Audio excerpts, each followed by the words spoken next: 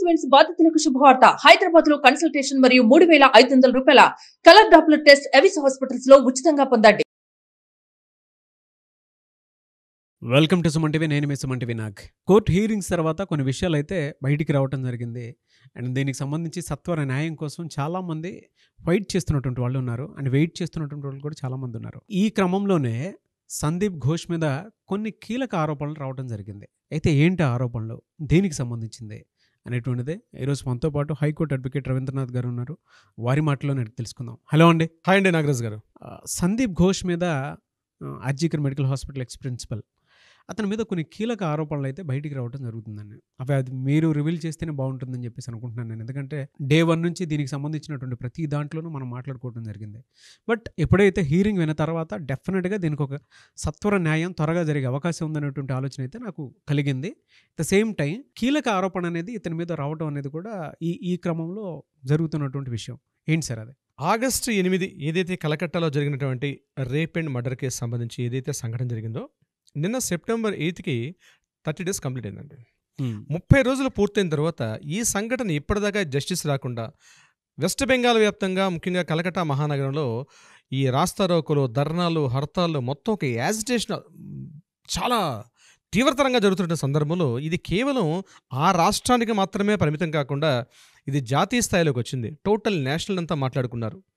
తరువాత ఇది కేవలం ఒక దేశానికి కాకుండా ప్రపంచవ్యాప్తంగా విస్తృతం చెందింది. ఎందుకంటే ప్రపంచవ్యాప్తంగా ఉండేటప్పుడు నిన్న ఆగస్టు 8న ప్రపంచంలో సుమారుగా మోర్ దాన్ 25 కంట్రీస్లో 160 సిటీస్లో దీని మీద యాజిటేషన్ చేశారు. ప్రపంచవ్యాప్తంగా 160 ప్రదేశాలు, 160 టౌన్స్లో, అది పెద్ద పెద్ద towns, New York, California, Washington DC, ఇట్లాంటి పెద్ద పెద్ద టౌన్స్లో కూడా ఆ రోడ్ల మీదకి వచ్చి ఎక్కడైతే కలకత్తా నగరంలో జరిగే ఈ సంఘటన మీద వాళ్ళు, ముఖ్యంగా బెంగాలీస్ ఎక్కడెక్కడైతే ప్రాబల్యం ఎక్కువగా ఉన్నారో, జాతీయ మత కులభేదం లేకుండా దీనికి మద్దతే తెలిపారు. అయితే ఎప్పుడైతే ఇంట్రెస్టింగ్గా ఇంతమంది వచ్చి చేశారో, ఇక్కడ ఒక ఇంటర్నేషనల్ ఒక న్యూస్ ఒకటి వెలుగులోకి వచ్చింది. అది ప్రత్యేకంగా సందీప్ ఘోష్కు సంబంధించి. దీని మీద ఇది చైనాలో Hong Kong based south China morning post అని ఒక డైలీ మ్యాగజైన్, ఒక డైలీ పేపర్ ఉండేది. ఇది చాలా ఫేమస్ పేపర్ ఇన్ ద చైనాలో, బీజింగ్ ఎస్పెషల్లీ. ఇది హాంకాంగ్ నుంచి రిలీజ్ అవుతుంటుంది మ్యాగజైన్. వాళ్ళది ఆన్లైన్లో ఉంటుంది, అట్ ద సేమ్ టైం వాళ్ళది ప్రింట్ మీడియాలో కూడా ఉంది వాళ్ళది. అందులో ఒక ఇంట్రెస్టింగ్ న్యూస్ అన్నది సందీప్ ఘోష్ మీద రివీల్ చేశారు వాళ్ళు. నిన్న ఆగస్టు 8న అక్కడ పోస్ట్ పడింది. ఏంటి ఆ పోస్ట్ అంటే, 2017లో 2017లో వరల్డ్ వైడ్ ఆర్థోపెడిక్ సర్జన్స్ యొక్క ఈవెంట్ జరిగింది బీజింగ్లో. ఆ ఈవెంట్కి మన ఇండియా నుంచి కూడా కొంతమంది వెళ్ళారు. ముఖ్యంగా సందీప్ ఘోష్ అనే వ్యక్తి కూడా ఆర్థోపెడిక్ సర్జన్. ఈయన Sandeep Ghosh basically is an orthopaedic surgeon. 2017లో ఈయన అక్కడికి వెళ్ళాడు. వెళ్ళినప్పుడు ఏం జరిగింది, అక్కడ ఆ ఈవెంట్ అవుతున్న సందర్భంలో ఒక ప్రదేశంలో ఈవెంట్ జరిగిన తర్వాత వాళ్ళు ఒక ప్లేస్ నుంచి మరొక ప్లేస్కి ఫ్లైట్లో వెళ్తున్నారు. ఫ్లైట్లో వెళ్తుంటే ఆ ఫ్లైట్ దిగిన తర్వాత వాళ్ళు అక్కడ ఆ లాంజ్లో, బహుశా వెయిట్ చేసే ప్లేస్ అనుకుంటాను, ఎగ్జాక్ట్లీ అక్కడ నోట్లో వాళ్ళు క్లియర్ చేశారు. అయితే ఈ సంఘటన 29 మే 2017లో హాంకాంగ్ నుంచి వెలువడినటువంటి ఈ మ్యాగజైన్ సౌత్ చైనా అన్నటువంటి మార్నింగ్ పోస్ట్ అనే పేపర్లో ఈ వార్త పడడం జరిగింది. అక్కడ ఏం జరిగింది న్యూస్ అంటే, హాంకాంగ్ అంటే ఆర్థోపెడిక్ సర్జన్స్ అందరూ కలిసి ఇంటర్నేషనల్ ఈవెంట్ కోసం చైనా వెళ్ళేటప్పుడు అక్కడ జరిగిన సంఘటన. అయితే ఇతను అక్కడ డ్రెస్ చేంజింగ్ చేసుకునే రూమ్లో ఒక మేల్ స్టాఫ్, మేల్ నర్స్, అతను డ్రెస్ చేంజ్ చేసుకుని ఉంటే ఇతను వెళ్ళి అతని యొక్క ప్రైవేట్ పార్ట్స్ని టచ్ చేశాడని, టచ్ చేస్తే చాలా డిస్కంఫర్ట్ ఫీల్ అయ్యి హౌ ఈజ్ ఇట్ అని అడిగాడని ఇతను హౌ ఈజ్ ఇట్, ఎలా ఉంది, డూ యూ లైక్ ఇట్ అని అడగడం కూడా జరిగింది. అయితే దీని మీద ఆ స్టూడెంట్ వెళ్ళి అక్కడ ఉన్న కౌలిన్ అనేటువంటి ఒక సిటీ కోర్టులో ఈ విషయం మీద ఇన్ఫార్మ్ చేశాడు. సో కౌలూన్ సిటీ కోర్టులో అతను ఇన్ఫార్మ్ చేయడం జరిగింది. దాని మీద ఇమీడియట్గా పోలీసులు, అక్కడ చైనాలో ఉన్నటువంటి హాంకాంగ్ పోలీసులు సందీప్ ఘోష్ని తీసుకెళ్లి ఇంట్రాగేషన్ చేస్తే, ఇతను ఒక రోజంతా అక్కడ ఆ కోర్టులో ఇతను కూర్చోబెట్టి ఇతను పూర్తిగా ఇంట్రాగేట్ చేస్తారు. మన కోర్టుల్లో కాదు కదా, ఇమీడియట్గా అక్కడ జరిగిందంటే ఇమీడియట్గా ఆ రోజు తేల్చేస్తారు అక్కడ.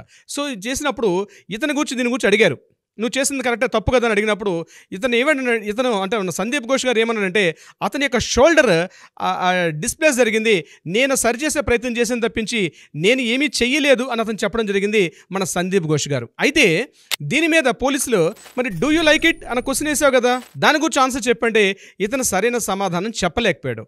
అందుకని ఇతను కంప్లీట్గా 1 day 2 days అక్కడ జైల్లో పెట్టి ఇతని మీద అక్కడ లోకల్, అంటే ఇక్కడ మన ఇండియాలో ఎలా అయితే ఎఫ్ఐఆర్ అంటామో అట్లాంటి ఎఫ్ఐఆర్ ఆ చైనా చైనాలో కూడా ఇతని మీద జరిగింది అని చెప్పి మనకి రిలీజ్ చేసినటువంటి హాంకాంగ్ నుంచి రిలీజ్ అయినటువంటి సౌత్ ఈస్ట్ మార్నింగ్ పోస్ట్ అన్నటువంటి ఆ మ్యాగజైన్ అది 29th May 2017లో ప్రచురితమైన వార్త నిన్న పబ్లిష్ అవ్వడం జరిగింది.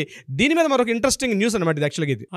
సో దీనికి సంబంధించి ఇది ఒక ఇంట్రెస్టింగ్ న్యూస్. అంటే సందీప్ ఘోష్ యొక్క క్యారెక్టర్ ఎటువంటిది, ఇప్పటిదాకా మనకు ఆయన మీద దాడులు జరుగుతున్నాయి, ఈడీ దర్యాప్తులు జరుగుతున్నాయి, ఇవన్నీ జరుగుతున్నాయి, కొన్ని రకరకాల ఊహాగాలు. ఇప్పుడు మనం చెప్పే న్యూస్ ఆల్మోస్ట్ అథెంటికేషన్గా ఇది ఆ హాంకాంగ్ బేస్డ్ న్యూస్ జర్నల్ జరిగింది. ఇది యాక్చువల్గా మన నేషనల్ పేపర్లో కూడా వచ్చింది. ఇప్పుడు నేను చెప్పే న్యూస్ కూడా నేషనల్ పేపర్స్ కూడా వచ్చినటువంటి న్యూస్ ఇది. సో దీన్ని బట్టి అంటే చూడండి, ఈ న్యూస్ కేవలం కలకట్టా కాకుండా వరల్డ్ వైడ్ హాంకాంగ్ కూడా వెళ్ళింది న్యూస్. అంటే ఈయన ఎటువంటి వ్యక్తి అని చెప్పడానికి ఒక న్యూస్ బయటకు రావడం జరిగింది. ఇది సందీప్ ఘోష్ యొక్క విషయం సంబంధించింది. అయితే సందీప్ ఘోష్ దీంట్లో ఎంతవరకు ప్రమేయం ఉందండి, అక్కడ ఒక న్యూస్ జరిగింది, ఒక 1 day ఈయనకి జైల్లో పెట్టారా మరి లేకపోతే ఇంట్రాగేషన్లో పెట్టారా తెలియదు, కానీ ఆఫ్టర్ 1 day ఈయనకి అక్కడి నుంచి పంపించడం జరిగింది. మరి వాళ్ళకు ఉన్నటువంటి ఆ లీగల్ రూల్స్ అండ్ రెగ్యులేషన్స్ ప్రకారం జరిగింది. బట్ ఈయన మీద ఒక FIR మాత్రం అక్కడ నమోదైనట్టుగా ఆ పేపర్లో రిలీజ్ చేసిన వార్తా కథనం అయితే అలా ఉందండి. నెంబర్ 2, నిన్న CBI వాళ్ళు ఈయనతో పాటు ఎవరైతే సందీప్ ఘోష్ యొక్క ఆర్థిక అవకతవకలకు సంబంధించి ఎవరెవరినైతే ఇప్పటిదాకా ఇంట్రాగేషన్ చేస్తున్నారో, ఇన్వెస్టిగేషన్ చేస్తున్నారో, కొత్తగా మరొక ఇద్దరు డాక్టర్స్ని కూడా దీనికి సంబంధించి వాళ్ళు అరెస్ట్ చేయడం జరిగింది. ఆ ఇద్దరు వ్యక్తులు ఎవరంటే, ఒకరు అవిగ్డే, ఈయన బృందావన్ మెడికల్ కాలేజ్ యొక్క రెసిడెంట్ డాక్టర్, ఈయన ప్రెజెంట్ బృందావన్ మెడికల్ కాలేజ్లో రెసిడెంట్ డాక్టర్గా పనిచేస్తున్న అవిగ్డేని చేశారు. నెంబర్ 2 వ్యక్తి బిరూపాక్ష బిశ్వాస్, ఈయన కూడా సేమ్ కాలేజీలో ఒక సీనియర్ ఆఫీసర్గా కూడా ఉన్నాడు ఇతను, ఈ బిరూపాక్ష బిశ్వాస్. 3వ వ్యక్తి ముస్తఫిజర్ రెహమాన్, ఇతను మిడ్నాపూర్ మెడికల్ కాలేజీలో ఇతను రెసిడెంట్ డాక్టర్. ఎందుకు వీళ్ళు ముగ్గురిని అరెస్ట్ చేశారంటే, సందీప్ ఘోష్కు సంబంధించి ఆర్థిక అవకతవకలకు సంబంధించి కొన్ని వీళ్ళ ముగ్గురికి కూడా కొంత సంబంధాలు ఉన్నాయని ఇతనికి చేసిన ఇంట్రాగేషన్లో కొన్ని వెలుగులోకి వచ్చాయి. కాబట్టి సందీప్ ఘోష్తో పాటు ఇప్పటికి కేవలం 3 అరెస్ట్ చేశారు.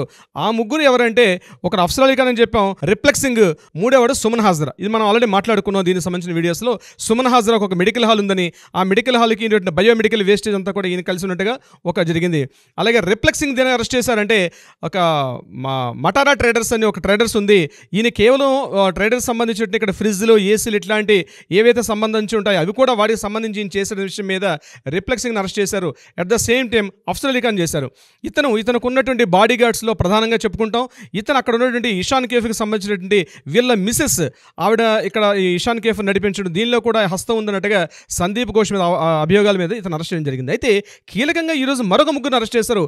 వీళ్ళు డాక్టర్స్ యాక్చువల్గా.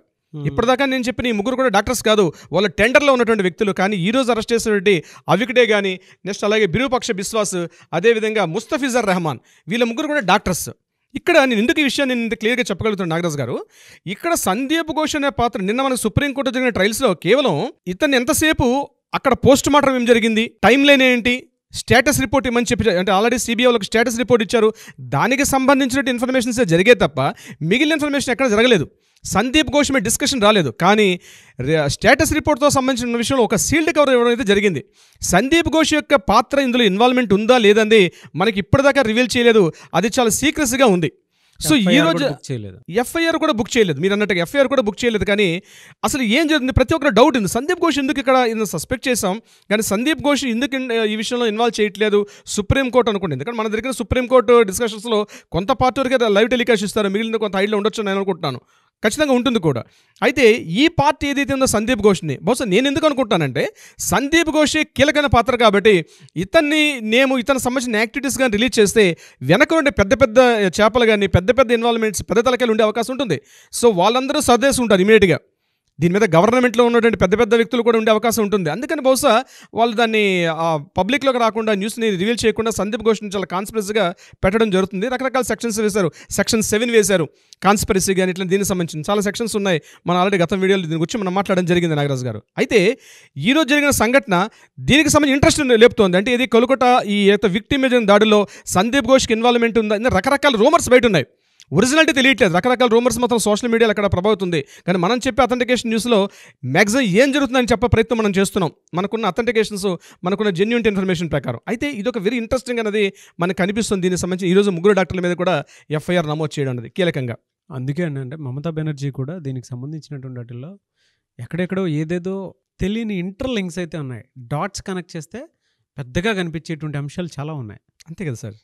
దీంతోపాటు మరొక ఇంట్రెస్టింగ్ పాయింట్ సందీప్ ఘోష్కి సంబంధించి 2022 23 ఈయన వర్క్ చేసిన పీరియడ్లో హౌస్ స్టాఫ్ని రిక్రూట్మెంట్ చేసే విధానం సంబంధించింది. అంటే హౌస్ స్టాఫ్ని హాస్పిటల్ కానీ మెడికల్ కాలేజ్ సంబంధించి హౌస్ స్టాఫ్ని రిక్రూట్మెంట్ చేసుకునే విధి విధానం ప్రకారం ఈయన చాలా వరకు యాక్చువల్గా ఒక రిక్రూట్మెంట్ చేసుకోవడానికి ఒక హెచ్ఆర్ ఉంటారు, మామూలు చిన్న సంస్థలో హెచ్ఆర్ ఉంటారు, హెచ్ఆర్ పొజిషన్ ఉంటుంది. కానీ ఈవెన్ దో హౌస్ స్టాఫ్ని రిక్రూట్మెంట్ చేసుకునే విధానంలో కూడా డైరెక్ట్ ఇన్వాల్వ్మెంట్ సందీప్ ఘోష్ గారిది ఉంది. అక్కడ బోర్డు మీటింగ్స్లో ఎప్పుడైతే బోర్డు మీటింగ్స్ ఎవ్రీ ఒక monthly twice or tries board meeting ఉంటుంది, ఆ బోర్డు మీటింగ్స్ ఎప్పుడైతే జరగదో, ఏ రోజైతే ఆబ్సెంట్ ఉంటారో అటువంటి టైంలో ఈయన హౌస్ స్టాఫ్ని రిక్రూట్మెంట్ చేసుకోవడం, అందులో సిగ్నేచర్స్ అన్నీ కూడా ఫోర్జరీ, టోటల్ సిగ్నేచర్స్ ఫోర్జరీగా ఉండడం జరిగింది. ఆ ఫోర్జరీ సంబంధించిన సెక్షన్స్లో కూడా ఈయన కేసు పెట్టడం జరిగింది. దానికి సంబంధించి మనం ఎక్స్క్లూజివ్గా దీనికి సంబంధించి మనం ఒక వీడియో చేద్దాం. దానికి సంబంధించి హౌస్ స్టాఫ్ రిక్రూట్మెంట్కి సంబంధించి సందీప్ ఘోష్ కొన్ని ఆర్థిక అవకతవకలకు పాల్పడినట్టుగా కూడా ఈరోజు ఎవిడెన్సెస్ గ్యాదరించారు. దానికి సంబంధించి కూడా సిబిఐ వాళ్ళు ఒక కంప్లీట్ డేటా గ్యాదర్ చేసుకొని ఆ రిపోర్ట్లో సబ్మిషన్ చేసే అవకాశం ఉంది. సెప్టెంబర్ 17th మేబీ సందీప్ ఘోష్ని ఇంటరాగేట్ చేసే అవకాశం ఉంటుంది. నాకు తెలిసి సెల్డా కోర్టులో కానీ హైకోర్టులో కానీ సుప్రీంకోర్టు ఉండదు. సందీప్ ఘోష్ యొక్క డీటెయిల్స్ అన్నీ కూడా ఇద్దరు సెల్డా కోర్టు ఆర్ హైకోర్టులో సెప్టెంబర్ 17th ఇంటరాగేషన్స్ ట్రయల్స్ జరిగే అవకాశం ఉంటుంది. కాబట్టి ఆ రోజుకి మరికొన్ని విషయాలు బయటకు వెలుగులోకి వచ్చే అవకాశాలు ఉంటాయి. నాగరాజు గారు, చాలామంది సత్వర న్యాయం జరగాలని చెప్పేసి మనం ఏ విధంగా అయితే ముందుకు వెళ్తూ ఉన్నామో, ఇది ఎందుకు ఇంటర్లింక్ అయ్యింది ప్రతి దాంతో, ఎందుకు అంత పెద్దగా కూడా బెంగాలీ ప్రజలు కూడా బయటకు వచ్చి మరి అండ్ దేశం మొత్తం కూడా దీని వైపు ఎందుకు చూస్తున్నారు అని అంటే, ఇది ఎంత పెద్ద కేసు, దీనికి సంబంధించినటువంటి వాటిల్లో చాలా కీలక అంశాలు బయటపడేటువంటి అవకాశం ఉంది. అండ్ ఎప్పుడైతే జస్టిస్ రాబోతుందో అది మాత్రం ఒక మంచి చరిత్రకు మాత్రం నాందని మాత్రం చెప్పడంలో ఏమాత్రం సందేహం లేదని. ఒక్కొక్కటి కనుక చూస్తే అసలు ఆర్జికర్ మెడికల్ హాస్పిటల్ ప్రిన్సిపల్కి ఇంత చరిత్ర ఉంది అని అంటే దీన్ని ఎన్ని రకాలుగా మిస్లీడ్ చేసి ఉంటాడు అని చెప్పడంలో ఏమాత్రం కూడా సందేహం లేదని చెప్పేసి చెప్పొచ్చు. అండ్ ఇప్పటివరకు ఎఫ్ఐఆర్ కూడా బుక్ అవ్వలేదు. ఫర్దర్గా ఏ విధంగా ఉంటుందనే దాని మీద మాత్రం డెఫినెట్గా కొన్ని సూచనలు సలహాలు అయితే చాలామంది ఎక్స్పెక్ట్ చేస్తూ ఉంటారు. కాబట్టి ఏదేమైనా we want justice, we demand justice. డెఫినెట్గా దీనికి సంబంధించినటువంటి వాటిల్లో ఒక మంచి జరుగుతుందని మాత్రం ఆశిద్దామని. Anyways thank you so much Ravindranath గారు.